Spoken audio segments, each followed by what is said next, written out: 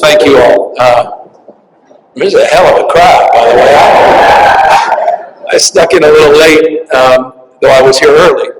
I had the privilege and opportunity to have a roundtable just downstairs, and as I said to the group at the end of our discussion, to distill the essence of why we're here and rediscover the why. Because we're answering not just the why today, we're answering the what and how. And I think today marks a powerful and important milestone that we are moving beyond identifying issues, but to a paradigm shift to begin the process of being accountable to solve them. And I want to underscore the issue of accountability, because I imagine folks at home watching folks like us, podiums like this, they're a little exhausted. They've kind of had it. They've given up. A lot of folks have. That things will ever improve, ever get any better. That, you know, their concerns matter, that we even give a damn or care. And their frustration is palpable, it's self-evident. It's manifests in so many different forms: dejection, despair, populism, revolt. But at the end of the day, they're right to be frustrated, because the results we haven't proved that we are capable of meeting their concerns and anxieties. The results aren't there. And today, again, is about holding ourselves to a higher level of accountability and a higher level of expectation. And it's about creating a framework where we actually can deliver, recognizing we all have a fundamental role to play. This is not Washington, D.C.'s issue. It's not Sacramento's issue. It's not L.A. County or city's issue. All of us have a role and responsibility to play. Society becomes how we behave. We are our behaviors. The last half century, where we can lament about what went wrong as it relates to the issue of deinstitutionalization, what went wrong with the Elijah and Petra Short Act. By the way, the year of my birth, 1967, that happened on my watch. That happened on many of your watch. Again, society becomes how we behave. We have a responsibility to shift this paradigm. And so, again, I'm here mindful of this moment, sober in the reality, as the senator said, that this is the beginning of a process. I say this all the time: program passing is not problem solving. Signing a bill doesn't change the world. It's all the work that has to be done. It's the application of our ideals. It's the manifestation of our ideals. And so we are here with a sense of hopefulness and possibility. I heard that when I walked in. You feel that. It's palpable. And all of you that are assembled here today. A recognition that in this nation, we screwed this up. For all the goodwill and good intentions, and I know we cast aspersions. I'm a partisan Democrat at times. At times. I thought it was just all Ronald Reagan's fault. But then I started to learn about the O'Connor versus Donaldson decision in '75, and I think, well, that wasn't Reagan. The Supreme Court decision around deinstitutionalization, mental illness can't be the exclusive reason we incarcerate someone. I started to learn about what happened in the 50s and 60s and psychotropics and lithium and thorazine, and all of a sudden the ability now to medicate people at home and in the community and the need not to have a locked facility. I recognized that these facilities, you walk downstairs with me. You need to have 2 or 3 people there. It could be scary, some of these places. And so there was a righteousness in the 60s. There was. Democrats and Republicans saying, we got to move away from these locked institutions, these beds. But the vision was never fulfilled. Again, lack of accountability. The implementation wasn't there after LPS. They made all these promises. We had 22,000 locked beds in the state of California in 1967. And we were supposed to replicate that community-based care. But there was no accountability, ultimately. There was no obligations either way. And that's what we're trying to reconcile. That said, we're also building on the back of some giants that tried to do the right thing and did the right thing. One of them was current mayor of Sacramento. I mean, talk about a damn hero on this issue, Darrell Steinberg.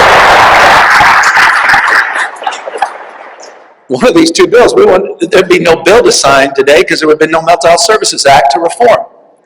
But the fact that the author of the legislation in 2004 acknowledged the world that existed in 2004 is not the world that existed today, and he's willing to take it upon himself to say, we were right in terms of how we laid out a vision, but we were wrong not to own up to the fact that things had shifted and things had changed.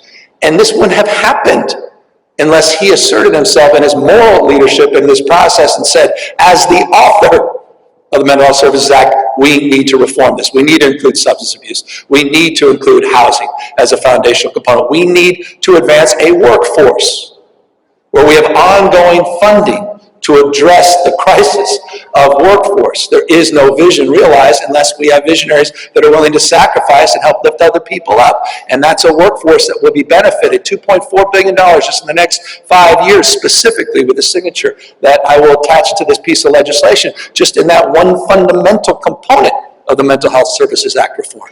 That's a big damn deal. The Senator Edmund, you heard it. This has been a cause and a passion of her life. What a gift it was just last week. I mean, just the conservatorship reform we did last week, which didn't seem to get that much attention. Hell, that would have been the biggest accomplishment of the last decade. In the isolation of the progress that we've been making together, and I just want to make a point, and I want to distill all that and ask all of you to come on up, because this is a group moment to sign this legislation. But I've said this often, once a mind is stretched, it never goes back to its original form. I really believe that. And I think what started shifting, and I see all these amazing legislative leaders here, including local leaders and former state leaders that are in positions of real power and influence locally, is people all started to recognize, we were playing in the margins. We were arguing to fail more efficiently. And we had to own up to that. Tinkering around, and Kendra's law becomes Laura's law, and then you look at sometimes you're like 208, I think we had 218 people we helped one year. That wasn't, this is small ball. And we needed to process things differently. That care court, I thought, was a paradigm shift. We got 7 counties now, just started a couple weeks ago. And the willingness for people to listen, and thank you for saying it. NAMI, we wouldn't be here without you either. And all these courageous leaders and moms and loved ones that, you weren't interested in the old paradigm and the old dialectic. It was stale, the rhetoric. And in your lived reality, talk about moral authority. It was a force to be reckoned with. And people just started to flip. And so I thank you for that. I was saying it to many downstairs. Thank you for your courage and your leadership. And I know that I said it, right? Didn't I tell you? I said, I'm going to come up here and say all these niceties, but I'll never deeply understand what you've lived through. For the grace of God. So any of us. And so, with humility and gratitude and the grace that you've displayed as an organization, thank you. Kennedy had the Community Mental Health Service Act in '63. Carter had good intentions in the '80s. Reagan does those block grants, flips that back. We start raising SROs, redevelopment. We walk away from these issues. Keeps getting manifest. Worse and worse, stacking up. Reforms here, reforms there. But here we are, that final key link, and this is Assemblywoman Irwin's point. We need the infrastructure as well. I hear it all the time. This is great, but where do we go? We were with a young man who was out there doing incredible work at Phoenix House, and he says 60 to 90 days. And then he's just silent.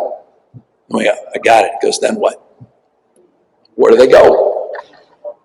Where do they go? What's the step down? What's the alternative? What's the opportunity? And that's what we're fulfilling. Rand put out, final thoughts.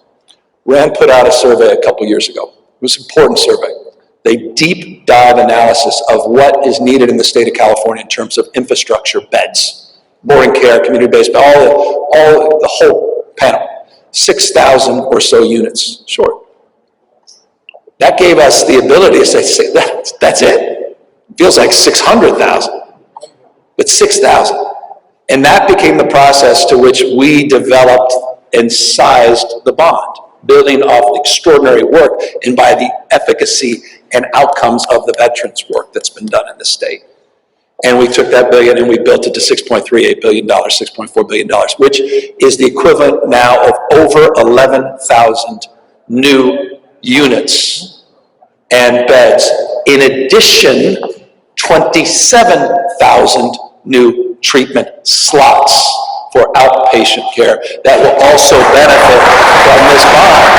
We're going big. This is big. So those are the two bills. That's the bookmark. That's the opportunity today. Building all the incredible work that Mark Galley, can you just give a big round of applause?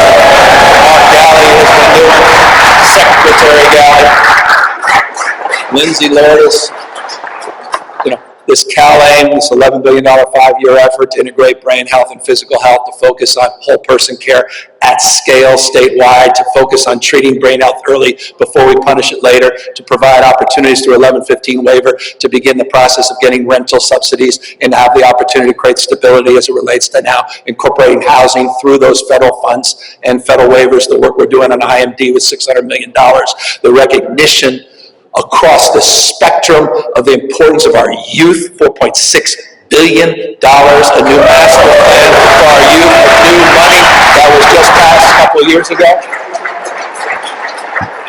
All of that integrating into this moment. So if I am not coming off as proud, I'm not doing my job, but also deeply humble. And I'll close by saying this in its final words. I said it downstairs, everyone's expression is unique. Life